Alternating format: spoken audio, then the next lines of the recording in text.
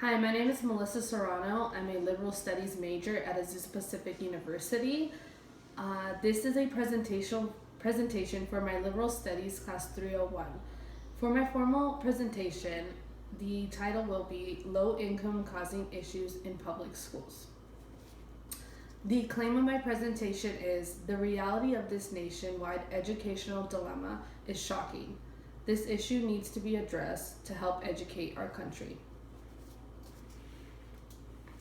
A sad reality in the United States today is that a majority of public schools are in poverty.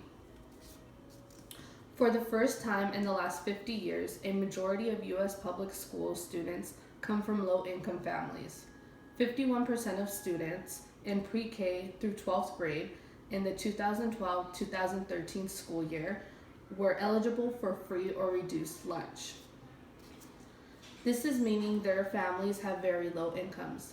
Many of these low-income students already start kindergarten trailing behind more privileged students and rarely catch up. A sad reality of students who come from low-income families is they are less likely to have support at home, they are less frequently exposed to enriching activities outside of school, and are more likely to drop out or never attend college. Some issues that most low-income students are never being exposed to books. Many families cannot afford to buy their children books. They also might not live near a library. Another issue that low-income students face is oftentimes their parents do not speak English. This makes it difficult for their parents to talk to their teachers or to even help them with their homework. Usually, if their parents do not speak English, English was not their first language. It takes time for these students to learn the language when they go to school, which most likely has them falling behind. Oftentimes, low-income families do not have stable homes. Most of the time, these children move often or live in bad areas and areas of high crime. Their priority is to be safe, not to be educated. Limited resources.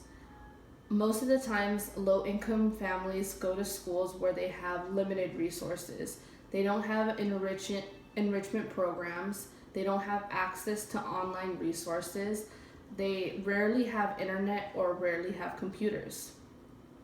These children are not getting enough support in their education.